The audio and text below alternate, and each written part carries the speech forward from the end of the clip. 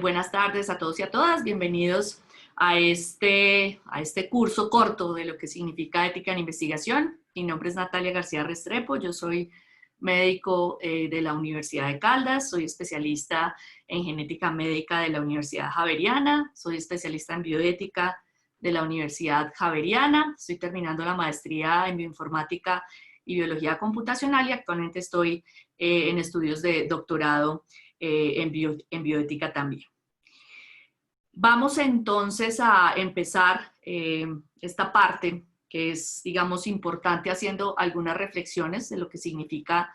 la ética y lo que significa también el tema de investigación y el tema de lo que es la experimentación. Si vamos un poquito a la historia de los seres humanos, pues entonces vamos a encontrarnos que el hombre antes observaba, le gustaba observar, describir, analizar,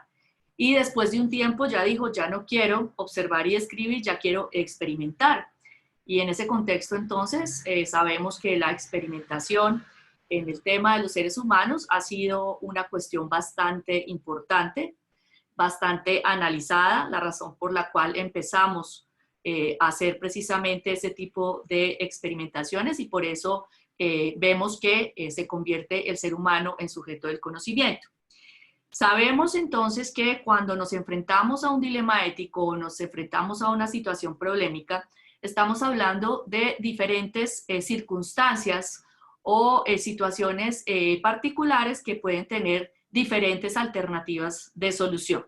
Una de las grandes cuestiones en ética en investigación es precisamente el hecho de la experimentación con seres humanos, es decir, que yo voy a utilizar unos sujetos de investigación y el peligro siempre será el tema de la reificación del ser humano, es decir, de la cosificación del ser humano, convertirlo en un medio para un fin y no un fin en sí mismo. Tal vez esa es una de las cuestiones importantes cuando históricamente se recuerda aquellos experimentos en Segunda Guerra Mundial o aquellos experimentos que tenían que ver, por ejemplo, con el uso de personas con diversidad funcional cognitiva, o sea, que tenían algún grado de retardo mental, o personas que estaban en hospitales psiquiátricos, etcétera, etcétera, y por esa razón se empiezan a generar una serie de movimientos que lo que tratan de establecer es la importancia de tener en cuenta el respeto por el ser humano a la hora de hablar de ética en investigación. Entonces, teniendo en cuenta esas prebendas, es importante analizar desde el punto de vista de los enfoques, de los dilemas éticos, la toma de decisiones racionales, la toma de decisiones que tienen que ver precisamente con los principios bioéticos, que históricamente tienen su origen, la mayoría, en la bioética norteamericana, esa bioética que digamos, extrapola esa autonomía, esa beneficencia y esa justicia, sobre todo en el tema de investigación, pero también lo que tiene que ver con el médico investigador, el médico tal vez que tiene esas funciones de investigador y que también tiene que seguir un código de ética médica, una deontología, en donde primero estará el paciente, que ese paciente como sujeto de investigación, y de la misma manera vamos a tener algunos otros enfoques que tienen que ver precisamente con tomas de decisiones, ya no por las acciones intrínsecamente correctas o incorrectas, sino por las consecuencias o los resultados, y de la misma manera, pues entonces el papel primordial del investigador desde el punto de vista de la ética de la virtud del investigador. Eso tal vez es uno de los aspectos importantes que hay que resaltar cuando estamos hablando de ética de investigación, es que partimos precisamente del hecho de que ese investigador per se ya es virtuoso. Y ese contexto, pues lo debemos analizar muy bien a la hora de las diferentes posturas con respecto a la ética en investigación. Derivado del informe Belmont, que es setentero, vamos a tener también el trabajo de los bioticistas norteamericanos, como mencionaba, y esos bioticistas norteamericanos, Buchom y Childress, plantean estos 4 principios que se, digamos, apañan con lo que está escrito en el informe Belmont. Tenemos entonces el respeto por la autonomía, que va a estar validado por todo el proceso que conocemos como el consentimiento informado. Vamos a tener el tema de la beneficencia y la no maleficencia, en función de que la beneficencia será promover actos positivos y tendremos entonces la beneficencia desde el punto de vista de la utilidad, tratando de evaluar beneficios sobre los riesgos de la investigación, es decir, siempre que yo plantee un proyecto de investigación desde el punto de vista ético, los beneficios siempre tendrán que sopesar esos riesgos, vamos a tener algún grado de riesgo, pero lo importante es tener en cuenta que los beneficios sean mayores a los riesgos y de igual manera el principio de no maleficencia, que es el principio de la obligatoriedad de no hacer daño con intención. Entonces yo tengo que plantear mis proyectos en ese contexto y finalmente pues entonces tendremos el tema de la justicia y de la equidad en función sobre todo en los proyectos de investigación en lo que tiene que ver con la selección equitativa de los sujetos, los criterios de inclusión y exclusión, porque como sabemos todos, cuando estamos formulando un proyecto de investigación vamos a tener, dependiendo obviamente del tipo de investigación, un tamaño de muestra, y el tamaño de muestra no puede ser de toda la humanidad, sino una muestra representativa de esa realidad en la cual esos resultados puedan ser aplicables, puedan ser confiables y de hecho puedan reproducirse. Entonces, digamos que en ese contexto vamos a tener el tema de esos principios bioéticos permeados tanto por la bioética principialista norteamericana como lo que está estipulado en el informe Belmont, que es lo que establece, digamos, esas pautas iniciales en investigación. Por eso tenemos que tener en cuenta siempre que estamos trabajando con este tipo de principios. Esos principios entonces, como ya lo mencioné, una autonomía, que es la capacidad de autogobierno, la capacidad de autodeterminación, la competencia para tomar decisiones, basados entonces en el consentimiento informado, la beneficencia y la no maleficencia en el tema de utilidad de riesgos y beneficios, y la justicia, como ya lo hemos establecido, que generalmente va a ser una justicia de tipo distributivo, en este caso estará en el marco de la selección de los sujetos. Entonces, en ese contexto, tendremos este principialismo basado también en lo que ya hemos hablado previamente sobre la necesidad de tener una normativa relacionada con la ética en investigación. Es claro que históricamente tenemos un referente importante que fueron los juicios de Nuremberg, secundarios a la Segunda Guerra Mundial. Cuando finaliza la Segunda Guerra Mundial se hacen los juicios y lo que se establece es el Código de Nuremberg. El Código de Nuremberg lo que está exponiendo es precisamente la necesidad de suscribir un consentimiento informado cuando yo estoy trabajando con seres humanos en experimentación, es decir, cuando estoy haciendo proyectos que involucren implicaciones con los seres humanos. De igual manera, vamos a tener la implicación de lo que habíamos hablado del informe Belmont, que es un informe que aparece en 1970, también posterior a las discusiones que tienen que ver con los juicios de Nuremberg, y tal vez pues hay digamos, unas de las pautas más importantes que empiezan a trabajarse a partir del 2000, y son las pautas de las CIOMS, que tiene que ver con todas las comisiones de ciencias médicas que establecen cuáles son precisamente esos requerimientos mínimos de investigación, no solamente a nivel mundial, sino con ciertas especificaciones. Por ejemplo, en países en vías de desarrollo de renta media, como es el caso de Colombia, pues habrá unas indicaciones importantes que son recomendaciones, no son vinculantes, pero que sería el correcto actuar, el deber ser de la investigación en ese contexto. También vamos a tener una declaración que es muy importante, que es la Declaración del Genoma Humano. Y esa declaración sobre el genoma humano parte precisamente de dos eventos que son claves. Uno, la secuenciación completa del genoma o el inicio de la secuenciación completa del genoma que finaliza en 2001. Y dos, todo el proceso de clonación de Dolly, la oveja, que se conoce como un procedimiento de transferencia nuclear que implicó, digamos, un movimiento de sentidos de lo que significaba realmente tener la información genética ya disponible. Aparece entonces, posterior a esto, también un movimiento interesante, un movimiento controversial, y es el movimiento de las buenas prácticas clínicas en función de los ensayos clínicos controlados, que van a involucrar precisamente el uso de medicamentos en diferentes fases de esa investigación para probar una molécula y definitivamente determinar si es susceptible de ser lanzada al mercado y de utilización obviamente por los pacientes, y pues eso suscita también una serie de movimientos a favor y en contra, precisamente desde el punto de vista ético, pues que hay algunas consideraciones importantes en ese contexto.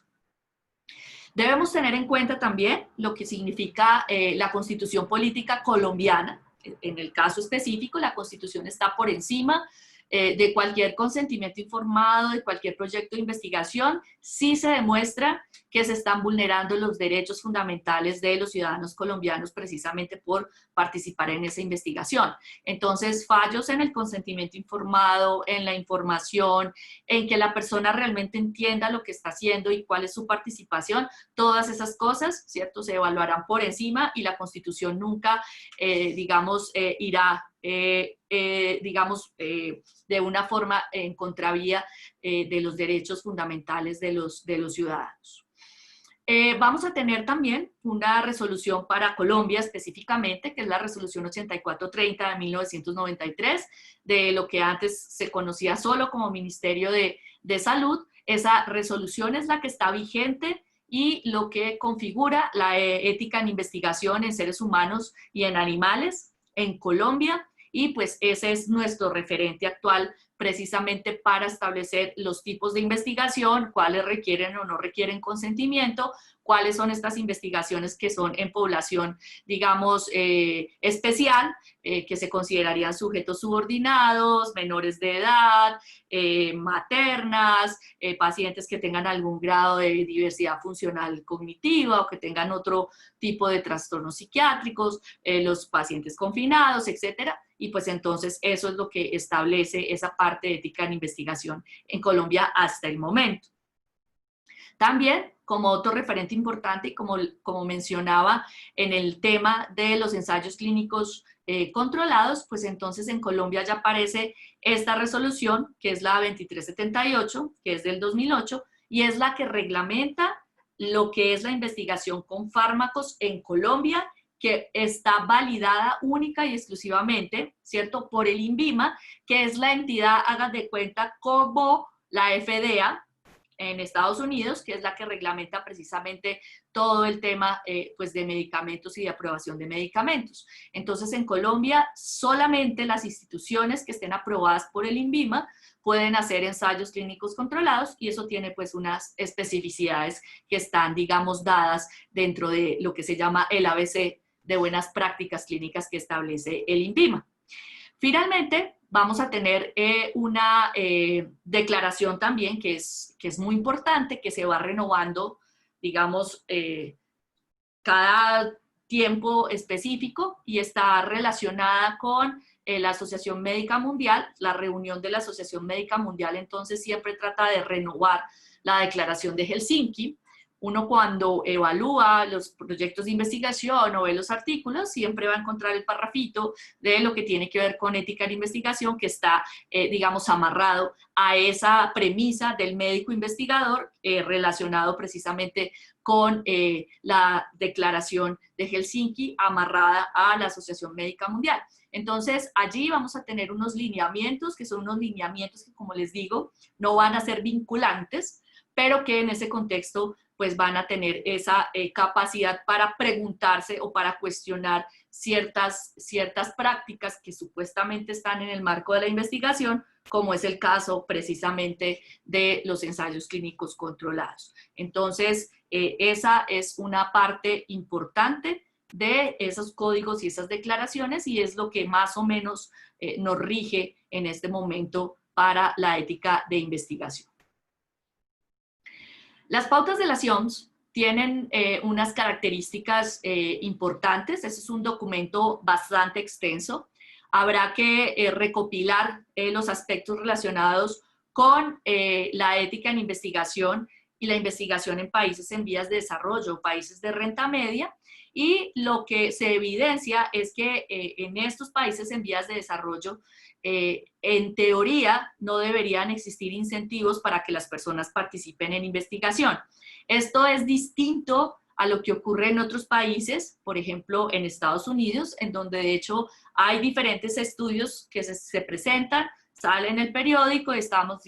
reclutando personas con X o Y característica para que participen en este proyecto de investigación y con esto les vamos a pagar $500. Entonces, en nuestro país, en teoría, ¿cierto? Nadie pudiese recibir un incentivo para participar en la investigación, es decir, no había una gratuidad en ese sentido económico.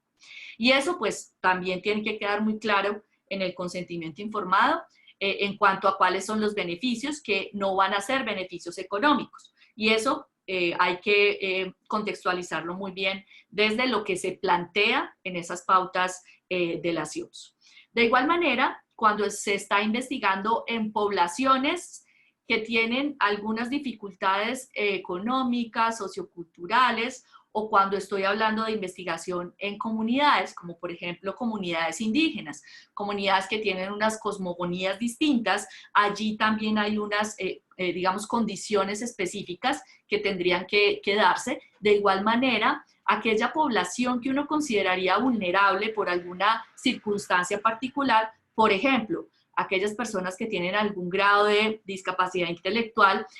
¿cuál sería el sentido de la investigación? Es decir, si yo voy a hacer una investigación para obtener unos resultados que finalmente no van a beneficiar precisamente a esa comunidad. Y esa es una, tal vez, de los cuestionamientos que se hace con ética en investigación, y es mi investigación realmente, mis resultados, ¿qué aporte le hacen a esas personas que precisamente participaron en esa investigación? Y pues al hacernos esa pregunta muchas veces podemos encontrarnos que no necesariamente pues van a tener un impacto real y que los resultados van a ser, digamos, distintos de lo que se pretende con esas comunidades. Entonces es una pregunta importante que siempre habrá que hacerse cuando se establece un proyecto de investigación en este tipo de poblaciones, precisamente por lo que tenemos en cuenta de los valores, de la pluralidad, de la economía y de la cultura de cada una de esas poblaciones. Entonces, eso es un aspecto que hay que tener en cuenta, pero ya lo he dicho, estas pautas no son vinculantes y son unas recomendaciones desde el punto de vista ético que se hacen en cada uno pues, de los países. La declaración sobre el genoma humano, es importante conocer la historia de por qué se gesta esta declaración universal, y es ante la pregunta de si el genoma es patrimonio de la humanidad, y lo contrario, si yo pudiese entonces patentar información genética, si yo pudiese patentar la información genética de una población, si yo pudiese patentar un gen. De hecho, pues esos intentos se han hecho ya. Lo que pasa es que como está esta declaración, hay una negativa muchas veces de las cortes para decir sí, eso lo vamos a, o de las instituciones, sí, eso lo vamos a patentar, porque patentar un gen implicaría que ese gen le pertenece a alguien y resulta que esa información genética es patrimonio de la humanidad. Luego, no podría yo, en teoría, empezar una apuesta para patentar la información genética precisamente por esa premisa. Ahora bien, que se hagan los intentos está absolutamente claro, pero la declaración también sirve para los estudios o las investigaciones que se hacen en poblaciones homogéneas, en donde simplemente los investigadores llegan, toman muestras. Esas poblaciones homogéneas genéticamente son importantes porque sobre esa información, sobre esos genes, sobre esas poblaciones, yo puedo hacer investigación, por ejemplo, de enfermedades multifactoriales. Y entonces muchas veces lo que se hace es una explotación de esas poblaciones homogéneas, porque finalmente yo estoy obteniendo material genético, pero realmente mi investigación no va a beneficiar a esa población pequeña que es homogénea y que fue la razón por la cual la elegí. Entonces, ahí hay una suerte de discusión también importante, y pues lo que estamos viendo hoy día de las investigaciones que tienen que ver precisamente con edición de genes, todo lo que es la tecnología CRISPR-Cas, que es precisamente cortar y pegar, y todo lo que se viene en ese contexto. Entonces, por eso la declaración del genoma humano es importante en ese contexto. También tendríamos que tener en cuenta los aspectos éticos, legales y sociales del genoma humano, que salen en el 2001, precisamente para poder empezar a mitigar un poquito lo que significaba el hecho de ya reconocer la información genética. Tal vez entonces esa es una de las consideraciones importantes con respecto al tema de datos genéticos en función también de la ética de la investigación.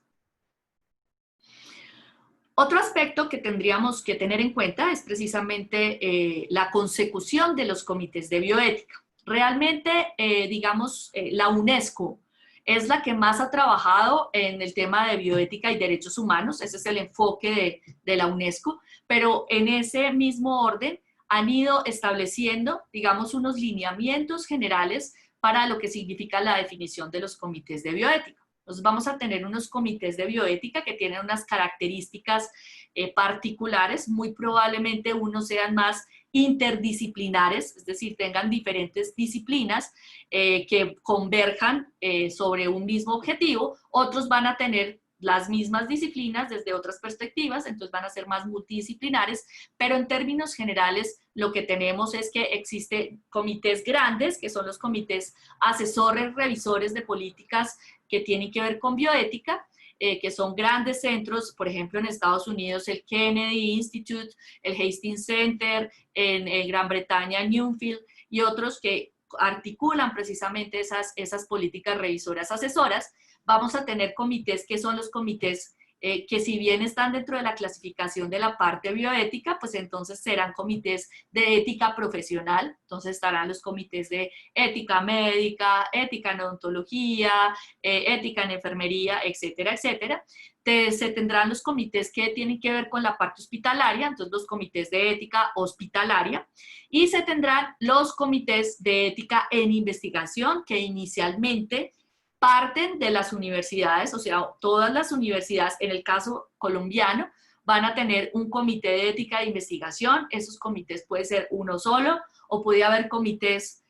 centrales y algunos de las diferentes facultades. Lo importante es que los comités de ética en investigación ya han ido, digamos, migrando de las universidades y se han ido estableciendo por ejemplo, en los hospitales. ¿Cuándo? Cuando se tiene el deseo de un hospital de convertirse en Colombia en un hospital universitario. Entonces el hospital universitario, para convertirse a esa denominación, requiere tener docencia, investigación y obviamente la parte de asistencia, y por lo tanto tendrá que crear un comité de ética en investigación. Y de igual manera vamos a tener los comités de ética independiente que también están dentro del marco de los ensayos clínicos controlados en Colombia, validado por el INVIMA, y que entonces tendrán otras denominaciones porque como son independientes, tienen otra forma de estar inmersos en este sistema de ensayos clínicos controlados. En ese contexto, entonces, sería como la forma de establecer esos comités y la manera, entonces, en que cada una de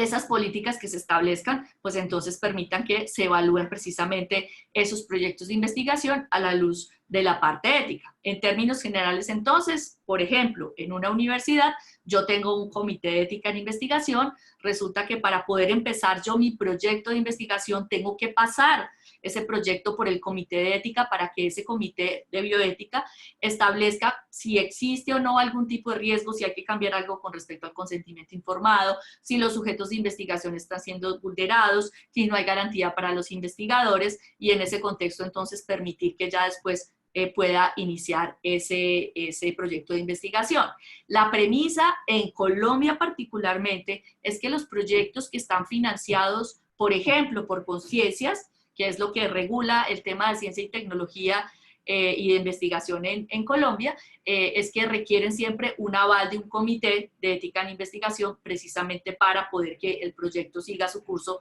e inclusive pueda tener pues sus recursos y pueda ser aprobado. Entonces, en ese orden de ideas, el reconocimiento de estos comités es muy importante precisamente por esa premisa de lo que ya se ha discutido. Cuando hablábamos entonces de la resolución 8430, es importante tener en cuenta que esa resolución pues es muy vieja, ¿cierto? Es supremamente vieja. Tiene unas contingencias que no aplican mucho hoy día, sin embargo, pues es la que tenemos, la que funciona hasta ahora, y es la que nos va a definir, digamos, los lineamientos, sobre todo de la clasificación del riesgo y de cuáles son las situaciones especiales en donde se investiga. Vamos a tener entonces que la clasificación de las investigaciones en Colombia está por investigaciones que no tienen riesgo. Eso ha sido ampliamente discutido también. Muchos autores consideran que sí existe siempre algún tipo de riesgo. Luego, el tema es qué información sensible yo estoy recolectando en esa investigación. Alguien podría pensar, si es una encuesta anónima diciendo me gusta o no me gusta el almuerzo de tal institución o de tal hospital o me gusta el almuerzo de este restaurante, pues alguien podría pensar, pues eso es una información que no es sensible, luego yo la clasificaría como una investigación sin riesgo. Sin embargo, en salud es muy probable que la mayoría de las investigaciones las consideremos investigaciones con riesgo mínimo. Y esas investigaciones con riesgo mínimo, pues serán la mayoría de las investigaciones, así yo esté haciendo algún tipo de encuesta, porque la información puede ser sensible, si estoy tomando muestras de sangre, si estoy haciendo medidas antropométricas, dependiendo del tipo de intervención que yo voy a hacer sobre ese ser humano, entonces yo diré, es una clasificación muy probablemente de una investigación con riesgo mínimo. En ese contexto, entonces, a partir de esa investigación con riesgo mínimo, si yo establezco que puede existir alguna interacción directa con ese otro ser humano, ¿cierto? Alguna intervención, pues entonces usaré el formato de consentimiento informado, que es básicamente el que valida el respeto por la autonomía de los individuos, y ese respeto por la autonomía de los individuos entonces estará establecido precisamente con que yo le dé toda la información, ¿cierto? ¿Cuál es la hoja de información? Es decir, ¿cuál es el objetivo? ¿Cuál es la metodología? ¿Qué beneficios hay? ¿Cuáles son los riesgos? Y sobre todo, lo importante en esta parte de la investigación es la voluntariedad. Y lo segundo, el estudio en cualquier momento. Eso es algo importantísimo en ética en investigación y lo que está reglamentado con respecto al consentimiento informado en sujetos de investigación. Entonces, ahí estará la hoja de información y obviamente ya el formato que se firma precisamente para poder que se pueda comenzar la investigación y que el individuo quede claro con esa información. Más allá del riesgo mínimo, ¿cierto? Con un riesgo mayor al mínimo, muy probablemente estén incluidas ahí, además, las investigaciones que tienen que ver con el uso de fármacos. En este caso, lo que ya se ha establecido que son los ensayos clínicos controlados, y por eso, pues entonces, consideraremos ese tipo de investigación con riesgo mayor al mínimo, porque yo estoy probando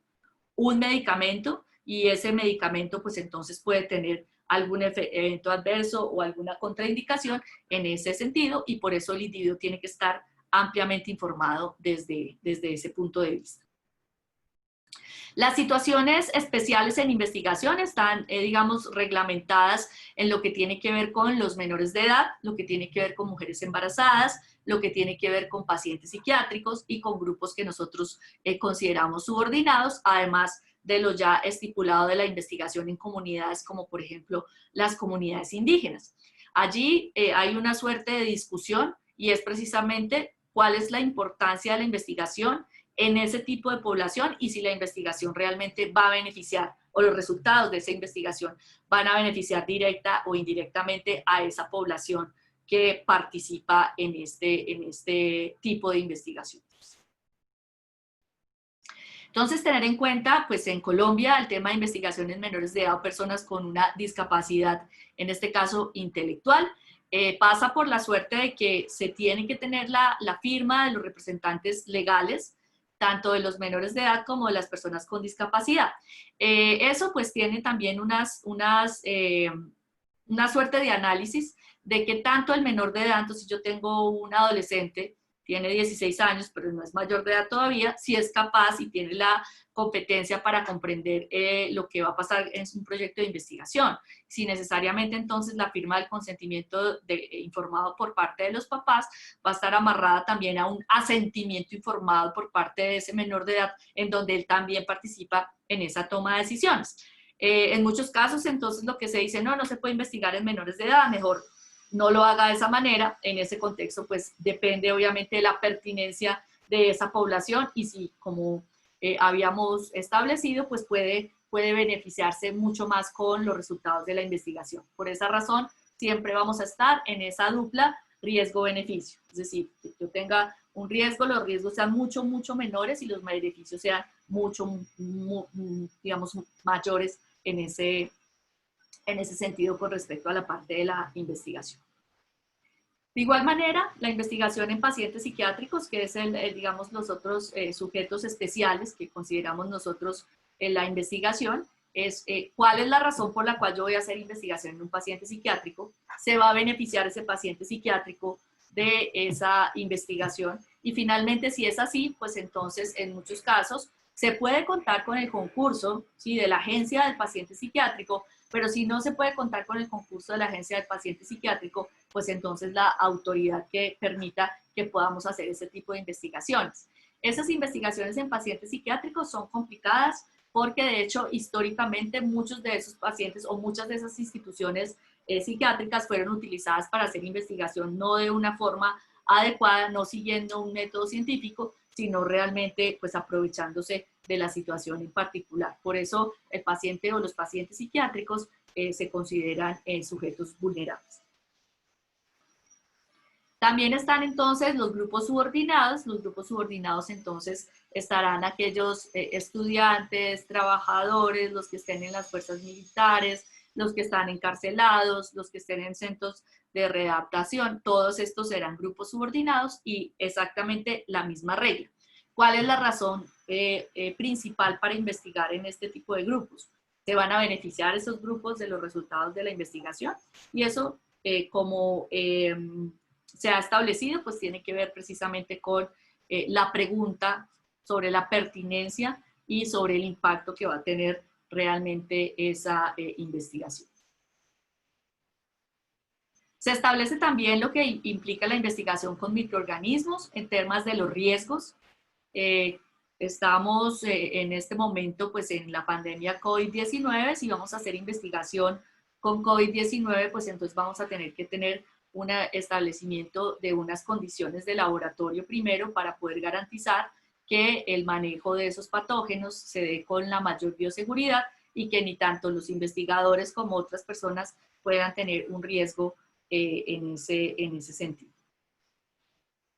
De igual manera, todo lo que implique ácidos nucleicos recombinantes, o sea, lo que uno puede utilizar, por ejemplo, cuando voy a hacer transfección o voy a hacer estudio para el tema de algún tipo de terapia génica, pues entonces también implicará unas adecuaciones del laboratorio para establecer esos riesgos y eso está incluido en la resolución 8430.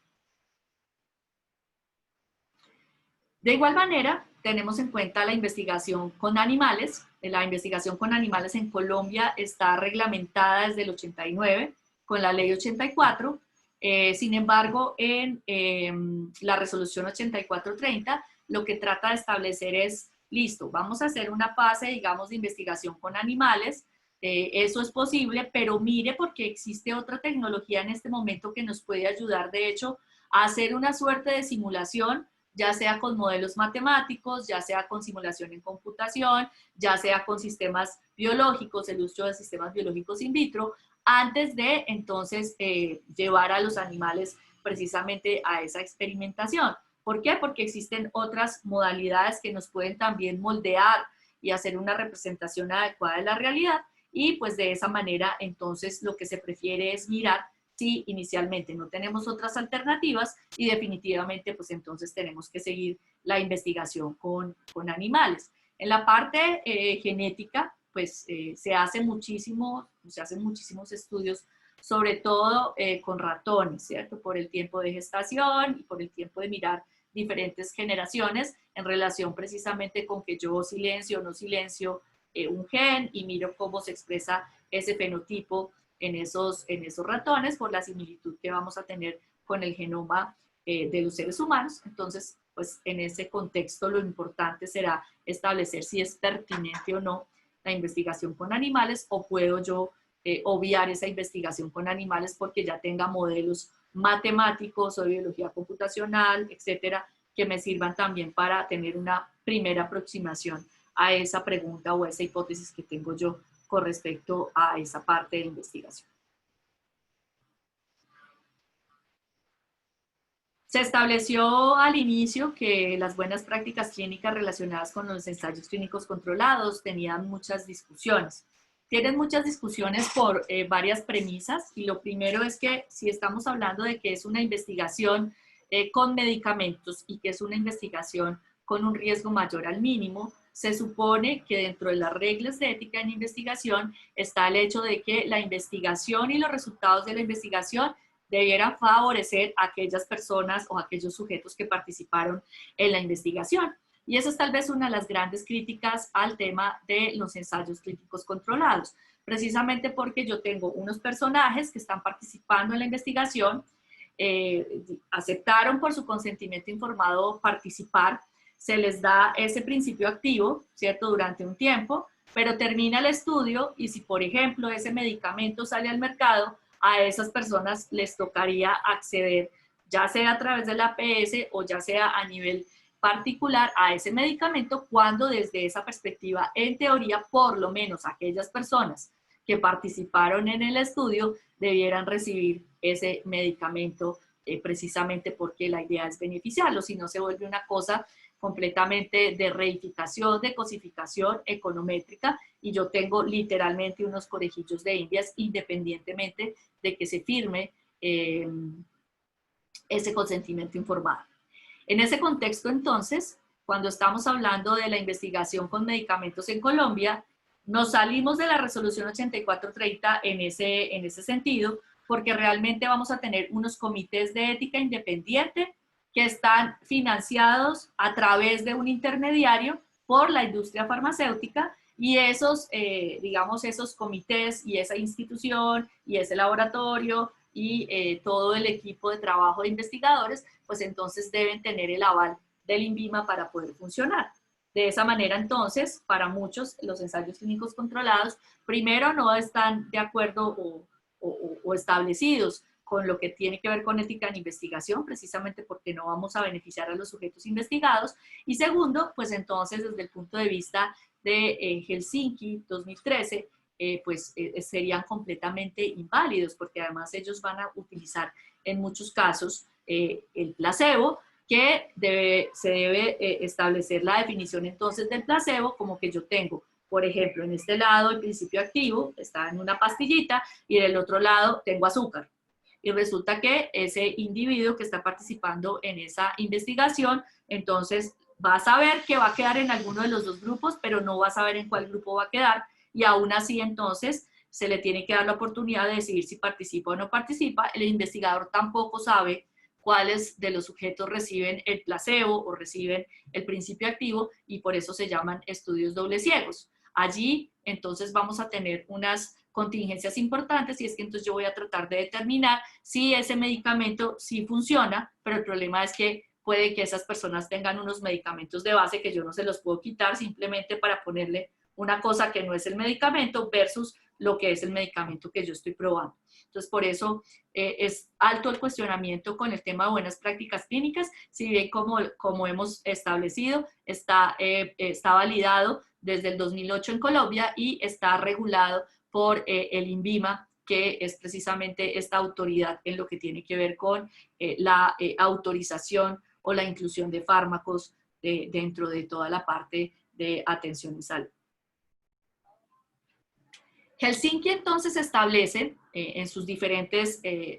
reuniones algunos aspectos que están relacionados con la investigación en seres humanos, específicamente el primero, y es que en teoría para Helsinki, si yo voy a hacer investigación con seres humanos, el investigador principal siempre tiene que ser un médico. Y esa postura, digamos, absoluta de Helsinki no la cambian, porque es precisamente el médico investigador. Y es el médico investigador que tiene que tener en cuenta que a pesar de que sus pacientes de golpe van a ser sujetos de investigación, por encima de ser sujetos de investigación siguen siendo sus pacientes. Y en ese contexto, entonces, yo no puedo olvidar que soy médico, y ahí pues hay una suerte de discusión que es interesante, pero eso es lo que plantea Helsinki. Como se está viendo, es una declaración, no es vinculante, pero realmente pues es, digamos, como se ha venido haciendo la reflexión sobre ética en investigación en el mundo. De igual manera, lo que vamos a tener claro es que el objetivo del investigador, el objetivo de mi investigación nunca puede ir por encima de los derechos y de los intereses de los sujetos investigados. Cuando se planteaba entonces el tema de los grupos vulnerables o estos sujetos en situaciones especiales, estas comunidades, estos grupos subordinados, pues entonces lo que está establecido es que la investigación desde Helsinki solo se justifica siempre y cuando, ¿cierto?, responda a las necesidades y prioridades de salud y específicamente de esa población que yo estoy investigando. Esa es una pregunta que nos debemos hacer y es precisamente cuáles son esas realidades con respecto a la aplicabilidad de los resultados en esas poblaciones con las cuales yo hago investigación. De igual manera, vamos a tener un aspecto que es claro, que antes no se establecía en Helsinki, pero que en Helsinki 2013 sí se establece, y son las funciones de los comités de ética. Y es que inicialmente los comités aprobaban el proyecto, le decían al investigador, listo, yo le apruebo el proyecto, cualquier cambio en su consentimiento, en los objetivos, en los criterios de inclusión, bla, bla, bla, tiene que ser informado al comité, pero no había, digamos, una función activa del comité. Lo que establece Helsinki en 2013 es los comités tienen la obligación, y así tienen la obligación de hacer seguimiento a cada uno de los proyectos. Y como hago seguimiento a cada uno de los proyectos es preguntar, listo, ¿hubo cambios? ¿No hubo cambios? ¿Hubo alguna situación particular? ¿Alguna complicación? Porque en los proyectos generalmente van a haber complicaciones, puede que el tamaño de muestra no haya sido el adecuado, puede que entonces por X o Y razón alguien cambie el consentimiento y nunca haya sido informado al comité, y entonces eso es una cosa que es bastante grave. Por lo tanto, pues esas funciones van, digamos, en consonancia con el proceso de seguimiento, y no solamente de la aprobación, sino también el seguimiento a corto, a mediano y a largo plazo para garantizar que no se esté ni violentando los derechos de los sujetos que están participando de investigación, ni que tampoco el mismo investigador esté incurriendo o se esté metiendo en algo que de hecho pueda poner en riesgo su propia vida. Entonces ahí hay una cuestión que es importante, y es esa función de los comités de ya establecido previamente, digamos, el uso del placebo. No se recomienda desde Helsinki, cuando se están haciendo los ensayos clínicos controlados, utilizar placebo, pero muchos de los estudios multicéntricos que llegan a Colombia llegan con el uso del placebo. Entonces, la pregunta es si el Comité de Ética Independiente igual va a aprobar ese tipo de proyectos basado en Helsinki, y entonces ahí es donde empieza la discusión. Helsinki denuncia ensayos clínicos controlados porque resulta que Helsinki lo que dice, usted no puede utilizar placebo, ¿sí? No puede utilizar placebo en este tipo de estudios. Entonces, pues ahí hay una suerte de discusión que es bastante interesante. De igual manera, lo que significa las estimulaciones post-ensayo es básicamente lo que implicarían los estudios que se denominan fase 5, que es cuando ya sale ese principio activo al mercado, ya se empieza a hacer seguimiento de las personas que obviamente lo están utilizando y mirando a ver qué otros escenarios se plantean en ese sentido. Pero tal vez una de las discusiones más grandes que se tienen con el tema de proyectos de investigación en general, ya sea con medicamentos o ya sea de otra índole,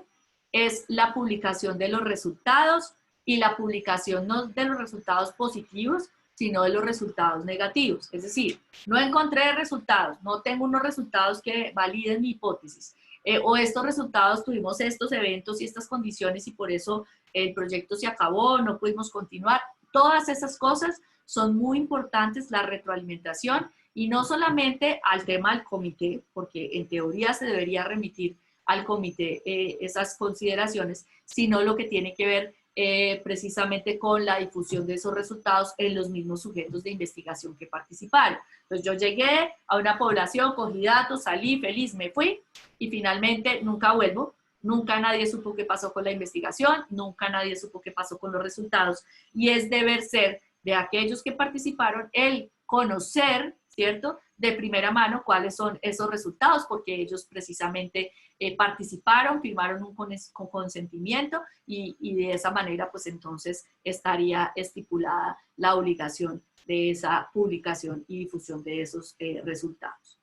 También una de las discusiones que se han tenido es lo que significa las intervenciones no probadas en la práctica clínica. Esas intervenciones se ha escuchado, por ejemplo, con el caso del ébola, que había unos medicamentos que todavía no estaban ni siquiera en fase 3 y por lo tanto se probaron. ¿Por qué? Porque la gente se estaba muriendo y el riesgo era realmente, y era toda la gente, ¿sí? Y entonces el riesgo era se muere versus algo que pudiese no funcionar, pero pues la alternativa era que se muriera. Entonces, ese tipo de intervenciones son difíciles porque pueden ser una camisa de 11 varas, pueden ser un arma de doble filo, precisamente porque hoy día tenemos el caso del COVID-19. Algunos gobiernos están exponiendo entonces en este momento que se prueben esos medicamentos en África, precisamente por el tema de biodiversidad que existe en el África, y pues obvia esa posición es una posición completamente colonialista, que lo que dice es vamos a probar allá simplemente porque pues es una población además de tipo vulnerable. Entonces, no necesariamente esas intervenciones que uno diga ya, entonces por eso y ante la necesidad, no necesariamente, y siempre tiene que haber una evidencia de su utilidad y no simplemente el hecho voy a probar a ver qué pasa con esos ensayos clínicos que no tienen pues la rigurosidad tampoco de un ensayo clínico controlado. Y precisamente cada vez que se habla de ética en investigación, hay algunos aspectos que son importantes, ¿cierto? Que uno podría pensar que son importantes desde ese contexto, y es ¿qué significa realmente la ética en investigación? ¿Será que la ética en investigación es única y exclusivamente el tema del consentimiento informado? ¿Sí? ¿Es lo único que a mí me atañe la ética de la investigación? La respuesta a eso es no. El consentimiento obviamente hace parte de ese proceso de validación, de respeto por la autonomía de esos individuos a la hora de participar voluntariamente, con competencia, con conciencia y con la posibilidad de retirarse. Pero si vemos estas reglas, que son las reglas de Ezequiel Emanuel y colaboradores, que tienen que ver con las 7 reglas de ética en investigación, vamos a evidenciar que existen unos puntos claves en esa discusión sobre qué es la ética de la investigación y también sobre un concepto que es importante y es lo que realmente también significa no el tema de ética en investigación en función de los pacientes, o sea, esos sujetos, de esos seres humanos con los cuales yo voy a hacer investigación, sino, por ejemplo, investigaciones que no tengan que ver con el área biomédica y que sean investigaciones que tienen que ver, por ejemplo, con el tema de ciencias sociales o que tengan que ver con otras ciencias duras. La pregunta que yo me hago es, si yo no estoy trabajando con seres humanos, entonces eso no requiere el tema de ética en investigación. La respuesta a eso es no. O sea, yo voy a establecer que existe efectivamente una necesidad de algo que ya no vamos a denominar entonces en la parte biomédica lo que es el uso o la vinculación de seres humanos en la investigación, sino lo que significa la integridad científica. Y la integridad científica está inmersa en esto que estamos viendo en la primera parte, y es precisamente la pertinencia de la investigación. Cuando yo estoy hablando de la pertinencia de la investigación y estoy formulando mi proyecto de investigación, el proyecto de investigación tiene que tener una suerte de antecedentes, obviamente un estado de la cuestión, lo que antes se llamaba un estado del arte, la construcción de mi marco teórico, pero tiene que responder a una pregunta muy importante, y es, ¿cuál es el vacío del conocimiento que mi proyecto de investigación, ¿cierto? O los resultados de mi proyecto de investigación o la hipótesis que yo tengo con mi proyecto de investigación van a llenar, ¿sí? Entonces yo puedo decir, mire, mi vacío en el conocimiento es este, pero resulta que otras personas ya dijeron esto, esto y esto, que hace que mi investigación, ¿sí?, le aporte además a eso que ya otros han dicho. ¿Va a cambiar en algo? ¿No va a cambiar en nada? Y por eso hablamos de la pertinencia de la investigación. Entonces yo añado un valor agregado a algo que probablemente ya esté, o yo estoy despejando un vacío en el conocimiento. Y finalmente, pues mi interés es precisamente, pues ya en el tema específico de la parte biomédica, pues el beneficio de los seres humanos, pero si no estoy hablando de la parte biomédica, realmente cómo eso le aporta a el área del conocimiento en el cual yo estoy y que pueda permitir cambiar realidades. Entonces, la pertinencia a la investigación es uno de los aspectos importantes que tienen que ver precisamente con el tema de la integridad científica y el tema de lo que es la pertinencia específicamente cuando estoy trabajando con seres humanos, o sea, en el área biomédica, para poder determinar entonces esa contingencia. Entonces, si vamos viendo, cuando yo estoy formulando mi proyecto de investigación, realmente estoy también hablando de los aspectos de la ética, de esa parte propia, de esa normativa y de esa constitución de algo que tiene que ver con que mis resultados, de hecho, pueden cambiar realidades y además de eso puede que otras personas cojan esos resultados y los utilicen para establecer, por ejemplo, alguna política pública o sirva para decir, ah, este personaje ya hizo esta investigación con una rigurosidad importante y por lo tanto, pues entonces estos resultados son reproducibles. Y eso es algo que hay que tener también en cuenta, inclusive en este tema de ética en investigación. Hoy día, las investigaciones y los resultados de investigación, sobre todo en la parte cuantitativa, cuando estamos hablando de algo experimental, de hecho en las revistas o los pares que evalúan los proyectos de investigación, reproducen el protocolo, ¿cierto? Y lo que se hizo supuestamente en ese proyecto de investigación para el tema de publicación y tiene que ser reproducible. Si no es reproducible, no publican el paper porque finalmente no tiene esa capacidad y los resultados que se están presentando entonces son susceptibles de ser viciados. Por eso la importancia del reconocimiento precisamente del vacío del conocimiento y también de la pertinencia de la investigación. Además de eso, se está evaluando otro aspecto que es el tema metodológico. El tema metodológico y el tema de la herramienta que yo voy a utilizar para hacer mi análisis de la metodología es una discusión amplísima en ética de la investigación porque eso implica una responsabilidad. Y implica una responsabilidad precisamente porque dependiendo del diseño que yo tenga de mi experimento o el diseño que yo tenga de mi investigación, pues entonces ese análisis estadístico nos va a arrojar unos números y esos números yo los voy a convertir en una realidad, los voy a convertir en algo que alguien va a utilizar para decir, ah, desde el punto de vista cuantitativo, si hay una diferencia estadísticamente significativa. Y si hay una diferencia estadísticamente significativa, eso implica que yo estoy teniendo una visión de esa realidad. Pero si mi metodología, si mi análisis estadístico está mal hecho, ¿sí? No está bien fundamentado, pues nos imaginamos entonces la implicación de lo que eso significa en cuanto a los resultados. Entonces, tal vez una de las cosas más sensibles es la corrección metodológica, todo lo que tiene que ver precisamente con qué tipo de estudio voy a elegir y cuál va a ser el análisis estadístico, porque ya se ha evidenciado, es de vital importancia a la hora de los resultados y de la representación de esa realidad. De igual manera, entonces, apelando también al tema de la justicia y la equidad, está la selección equitativa de la muestra. En investigación, sobre todo en investigación cuantitativa, hay muchísima discusión con SN, ¿cierto? Con decir, esta muestra yo necesito 50 personas.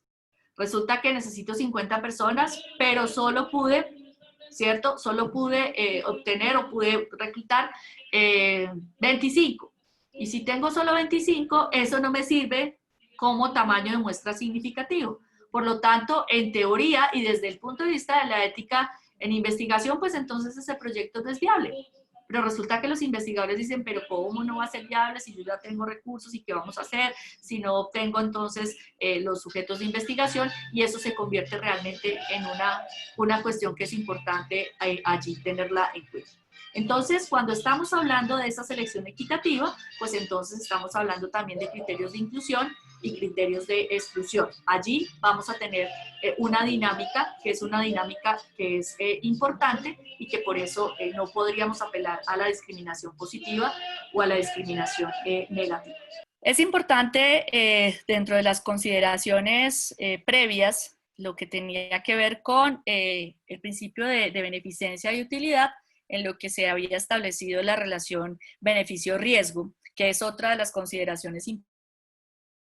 importantes respecto a esta parte de ética en investigación. Se ha establecido que las investigaciones siempre deben favorecer a los sujetos de investigación, siempre deben beneficiarlos, y los riesgos que se deben correr o que se van a correr deben ser riesgos mínimos. Por eso la beneficencia en ese concepto, en ese estilo, vamos a hablar de un tema de utilidad. Por lo tanto, eso siempre será establecido dentro de los proyectos de investigación, lo que está incluido en el consentimiento informado, además de cuáles son los beneficios esperados, cuáles son los riesgos esperados, y esos riesgos esperados están establecidos precisamente por la investigación per se, y por eso es muy importante también poner riesgos esperados y riesgos no esperados, que es todo el resto de posibilidades que se puedan tener dentro de los proyectos de investigación, o lo que también se denominan riesgos previstos y riesgos no previstos. Allí es la suerte, digamos, de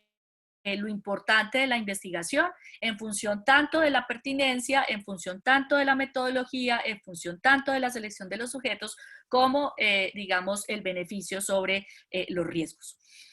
Se establece también una suerte de necesidad de evaluación de pares externos de los protocolos de investigación. Es muy frecuente que cuando se hacen o se presentan los protocolos de investigación a diferentes convocatorias, sean internas o externas en las universidades o en instituciones, digamos, estatales que financian investigación, que otros observen el tema metodológico, que otros observen el tema de los objetivos, y que no exista entonces un conflicto de intereses entre las personas o los sujetos que están siendo investigados, los investigadores y pues aquellas entidades que realmente van a financiar ese tipo de proyectos. De esa manera entonces se trata de tener una especie de imparcialidad, si bien es claro que en muchos escenarios pues los investigadores van a pertenecer a la universidad o a la institución, pero pues por eso es muy probable que esos proyectos para el tipo de convocatorias los manden a otros pares para evaluarlos, y pues de esa manera se pueda garantizar que haya una objetividad en ese proyecto de investigación. Y otra cosa que es muy importante y que hay que mencionarlo precisamente hoy día es el tema del plagio, ¿cierto? Y el tema de la propiedad intelectual. Se han visto muchísimos proyectos de investigación, de maestrías, de doctorados, o ya sea de seminarios de grado y trabajos de grado en pregrado, que pues recurren al plagio. Entonces yo estoy en X región, me voy a una región bien alejada, me consigo el trabajo, les hago unos cambios mínimos, y en ese contexto entonces presento ese proyecto como algo innovador, y por eso la revisión por pares es importante también para evidenciar la exista plagio y que no exista, digamos, otro proyecto que se haya planteado de la misma manera. Los plagios son increíbles, hay muchísimos plagios de muchas maneras, y esa es la razón por la cual tenemos o se tienen herramientas para evaluar precisamente esa posibilidad de plagio, y pues ahí está entonces una de las contingencias importantes de la evaluación independiente. Como se estableció en la resolución 8430 aquí en Colombia, el uso del consentimiento informado valida ese respeto por la autonomía de los sujetos que van a participar. Es muy importante entonces comprender el tema de lo que es el proceso de consentimiento informado, donde yo tengo una hoja de información que es el brochure, que va a tener ese sujeto que va a participar, donde va a leer en un lenguaje claro, en un lenguaje no técnico, en un lenguaje que sea amable para él, todo en lo que consiste la investigación, cuáles van a ser los objetivos de la investigación, cómo va a ser su participación dentro de la investigación, cuáles son los beneficios, cuáles son los riesgos, cómo se seleccionan los sujetos, y finalmente cómo va a ser todo el desenlace y además de la publicación de los resultados, y qué es lo que ese sujeto de investigación autoriza de información a ser utilizada por ese investigador. Entonces, esa parte del consentimiento informado es vital en el contexto de que yo estoy dándole la información necesaria a ese sujeto de investigación para que comprenda y de una manera voluntaria participe en el proyecto de investigación. De igual manera, una de las contingencias importantes en el tema de ética en investigación y del consentimiento informado y de participación en la investigación es que evidentemente ese sujeto se puede retirar en cualquier momento de la investigación sin que eso implique que haya perjuicios para ese sujeto de investigación. ¿Cuál es el problema técnico? ¿Cuál es el problema real? El problema es que cuando se está firmando precisamente autorizo, puede que el sujeto de investigación diga no autorizo a que esos datos se compartan con otros grupos de investigación, no autorizo que esos datos se publiquen si yo me retiro, no autorizo que esto quede en una revista, etcétera, etcétera, y finalmente será menester de esa voluntad anticipada de ese sujeto de investigación. Por eso muchas veces hay sujetos de investigación que se retiran del proyecto de investigación y se supone que dentro de la ética de la investigación, si ese sujeto firmó que ninguno de esos datos entonces fueran usados y el investigador lo hace, pues está atentando precisamente con esa voluntariedad previa del sujeto de investigación. Alguien pudiese decir, es posible que se dé cuenta este personaje que el dato que yo tengo, que es 8, 10, 20, sea de él, pues estará precisamente el tema de la ética y la virtud, pero ahora que tenemos tanta conectividad y tanta relación con la información, créanme que ya hay muchos casos en donde se han dado cuenta que precisamente la información que ellos dijeron que no se publicara o que no autorizaban, se filtra porque finalmente la publican pensando que no, nadie se va a leer ese journal y por X o Y motivo aparece alguien que reconoce, identifica y le cuenta al personaje que su información fue publicada. Entonces ahí hay una suerte de importancia de lo que significa realmente la voluntariedad, tanto para participar y también la posibilidad de retirarse en cualquier momento de la investigación y es en cualquier momento. O sea, no es como, yo ya obtuve la información, entonces usted no se puede retirar, no. Se puede retirar y en ese contexto pues entonces habrá unas contingencias allí que son importantes para muchos de los investigadores. Finalmente pues entonces se tiene lo que es el respeto por los sujetos investigados en el tema de la privacidad y en el tema de la confidencialidad. Por eso el consentimiento informado tiene una suerte de custodia, es decir, yo mis consentimientos informados los debo tener en un sitio asegurado, bajo llave, eso es una de las contingencias importantes, pero también hoy día habría que tener en cuenta lo que es la protección de los datos. Muchas veces cuando se hace investigación, no solamente es el hecho de la protección del consentimiento informado, sino la protección de esos datos. Entonces, muchos investigadores andan con el computador, con ese Excel para arriba y para abajo, todo el mundo lo conoce, se le perdió el computador y resulta que muy probablemente allí haya información sensible que pueda ser susceptible de ser utilizada por otros para cuestiones de discriminación y otro tipo de contingencias. Por lo tanto, el investigador también tendría que asegurar la protección de los datos, ¿cierto? Esa protección de los datos, como les digo, hoy día los datos, hay una cuestión que es importante y es precisamente el dato se vuelve en ese material de gran valor y que puede permitir tener bases de datos que se puedan vender inclusive con otros fines. Entonces, ahí hay otra discusión ya en ética de investigación y es lo que tiene que ver con el uso de los datos. Este también es un tema que es bastante interesante, pero pues para efectos prácticos simplemente el conocimiento de que eso funciona de esa manera es importante en este análisis que estamos haciendo de la ética en investigación. Entonces, precisamente en ese contexto, teniendo en cuenta esas contingencias, es importante tener algunos aspectos con respecto al consentimiento informado. Y es de vital importancia, precisamente por lo que ya se ha comentado de lo que es nuestra reglamentación en Colombia, de la 8430, y de lo que es el proceso.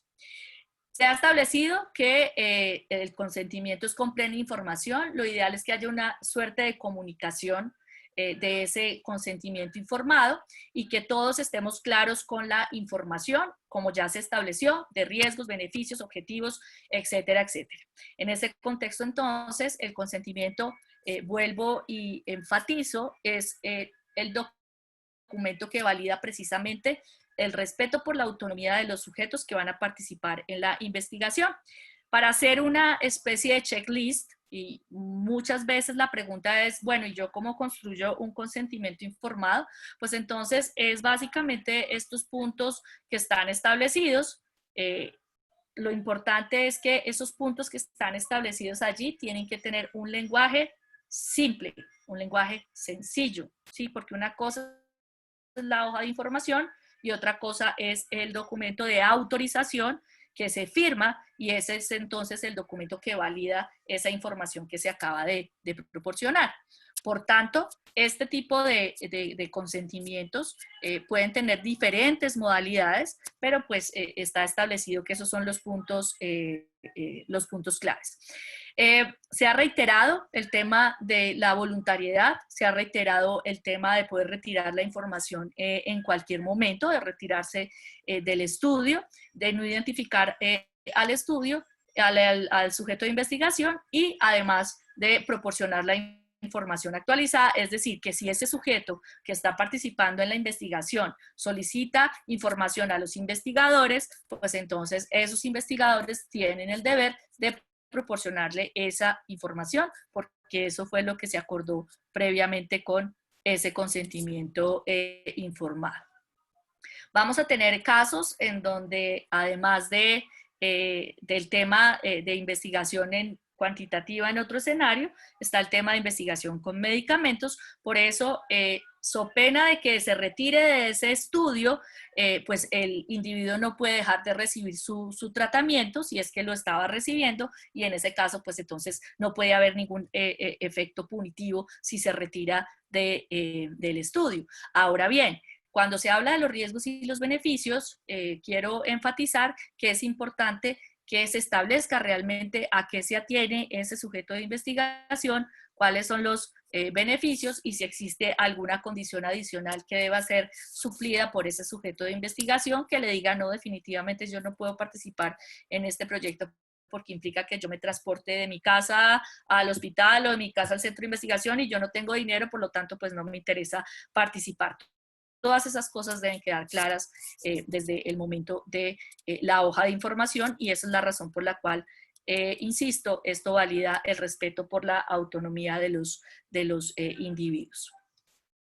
Entonces, en términos claves, si bien ya habíamos establecido las pautas de ética en investigación con que hay otros aspectos importantes como la pertinencia, la metodología, la selección de los sujetos, el tema de la beneficencia, pues sabemos que todos estos consentimientos y todos los proyectos deben ser evaluados por un comité de ética en investigación, en este caso de la institución o los comités de ética independiente, y lo importante entonces será también un aspecto que se nos olvida mucho, que es en la hoja de información establecer cuál es el contacto precisamente de ese investigador para esos individuos que están firmando esa autorización. Y es que sepan que si les dan la información, pero no saben a quién llamar, pues dice como Universidad de Caldas, Caldas Manizales, a quién llamo, cómo lo contacto. Entonces eso será clave en ese sentido. La posibilidad o no de los testigos depende del tipo de estudio, ¿cierto? Digamos, estudios que impliquen riesgo mayor al mínimo generalmente requerirán testigos por el tema de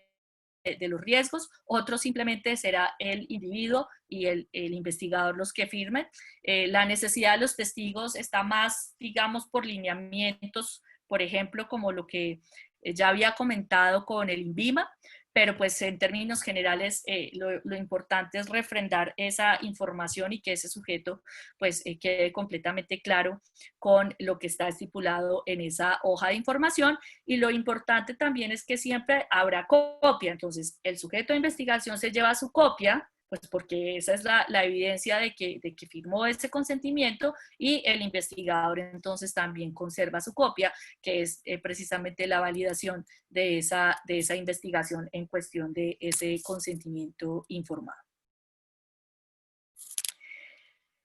Finalmente, entonces, tenemos una cuestión que es muy, muy, muy importante y es lo que se había discutido para el caso de Helsinki 2013 y es el profesional de la salud como investigador. Y ahí hay unos aspectos desde el punto de vista bioético que son válidos y que habría que analizar en función de por qué se hace investigación, cuando los médicos entonces están haciendo investigación, qué contingencias van a tener y cuándo entonces otros profesionales de la salud sí tendrían que regirse, por ejemplo, por la Declaración de Helsinki en función de lo que es que un líder de investigación o el investigador principal tenga que tener o tenga que ser médico. Lo que pasa es que es la discusión precisamente de cómo valido yo una investigación en ciencias de la salud con seres humanos que no sea o que no implique precisamente el concurso del médico. Eso, como ya lo he establecido, pues es susceptible de analizarse y de discutirse. En muchos casos vamos a tener que no es así, que no sean médicos, sino otros profesionales de la salud, y por eso pues no se puede circunscribir solamente a ese escenario. Sin embargo, pues eso es lo que establece Helsinki. Entonces, cuando estamos hablando de investigación y buenas prácticas clínicas, quiero referirme no a las buenas prácticas clínicas en el sentido de los ensayos clínicos controlados, sino realmente lo que son buenas prácticas clínicas en investigación. Entonces, cuando se está haciendo todo este contexto del trabajo de los profesionales de la salud en el tema de investigación, en lo que se pretende, es decir, en lo que yo quisiera como investigador en beneficencia, es decir, esa promoción de actos positivos, que yo considere que mi investigación es una investigación importante porque llena este vacío del conocimiento y porque finalmente va a beneficiar a este grupo poblacional. Eso es lo que yo considero y probablemente la mayoría de las investigaciones van en ese camino. Pues entonces también tengo que tener en cuenta a ese sujeto de investigación que es un ser humano con una dignidad, que no es una tabula rasa, que finalmente requiere que se le dé toda la información y que va a tener efectivamente unos derechos fundamentales que están estipulados en el contexto de lo que significa la investigación sobre otra persona, porque son otras personas que están participando en mi investigación y entonces yo tendría que preguntarme cuál es el objetivo real de mi investigación, cuál es la pertinencia de mi investigación, qué tanto entonces de eso que yo estoy pensando, ¿sí? Entonces yo puedo decir algo técnicamente posible, no es necesariamente éticamente aceptable. Y ahí hay unas contingencias que son claves en lo que significa la investigación en ciencias de la salud. Por esa razón, pues uno de los grandes avances ha sido en la parte de biomedicina, pero hay que tener en cuenta que hay otro tipo de investigaciones que también son muy importantes, que son muy bellas, que es el tema de investigación cualitativa y todo lo que tiene que ver también, por ejemplo, con estudios de caso, todo lo que tiene que ver con otro tipo de enfoques metodológicos como la hermenéutica, la fenomenología, las éticas narrativas y otro tipo de circunstancias que también involucran a los seres humanos, pero ya no desde el punto de vista tecnocientífico, sino desde otras esferas que también son importantes y que también merecen un análisis desde el tema de la ética de la investigación. Por esa razón, haciendo ese marco general y haciendo ese coloquio y haciendo esa conclusión, es importante siempre partir de algo que para mí es fundamental y es la ética de la virtud en investigación. Porque la ética de la virtud parte de lo que hablábamos inicialmente y es que el investigador per se, ¿cierto? El investigador per se ya tendría que tener una ética de la virtud, ya tendría que ser virtuoso per se, porque está haciendo algo que involucra a otro ser humano y es la importancia de comprender entonces las razones de lo que significa investigar, las razones por las cuales yo voy a investigar, cuál es la pertinencia y finalmente la consideración de que el ser humano no puede ser cosificado, no puede ser reificado. Yo no puedo utilizarlo simplemente como un medio para un fin, sino que el ser humano es un fin en sí mismo y lo mínimo que yo requiero es precisamente establecer esas condiciones dentro de mi investigación si esos sujetos que van a participar tienen las competencias para poder voluntariamente aceptar o no aceptar participar en una investigación, si tenemos grupos que son vulnerables, grupos subordinados, las razones por las cuales yo voy a hacer esa investigación allí, cosas tan sensibles como los resultados, cosas tan sensibles como un número, ¿sí? Que pueda cambiar ostensiblemente ese resultado de esa supuesta hipótesis que yo tengo. Está en la ética de la virtud del investigador, que si ese número no salió como el número que esperaba, hizo todas las cosas, ese número se mantenga así. Y finalmente, en esos resultados negativos, en esos resultados que no, digamos, satisfacen lo que el investigador estaba planteando en su hipótesis, eso también hace parte del ejercicio investigativo y eso también hace parte de la ética de la investigación. Entonces, por eso será muy importante establecer el tema de cómo vamos digamos, fundamentando, vamos analizando lo que realmente significa la ética y la virtud en investigación, la responsabilidad que tienen los investigadores, pero esa responsabilidad parte de ellos mismos, cómo se autorregulan, ¿cierto? Cómo son autónomos para tomar decisiones, cómo tienen el conocimiento suficiente, cómo tienen esa ética profesional dentro de la investigación y cómo son responsables precisamente con ese ejercicio investigativo. Eso es lo que enmarca, de hecho, el profesionalismo de cualquier escenario y el tema de la investigación per se es un tema que entonces será sensible y la ética de la investigación está inmersa, está transversal, no es una cosa simplemente del consentimiento informado, sino que vamos a tener otros elementos como ya se expusieron desde el punto de vista de otras aristas a considerar. Entonces, es básicamente la propuesta de lo que es ética en investigación, es un marco general y es importante entonces tenerlo en cuenta para todo lo que se va a trabajar posteriormente en la parte de investigación.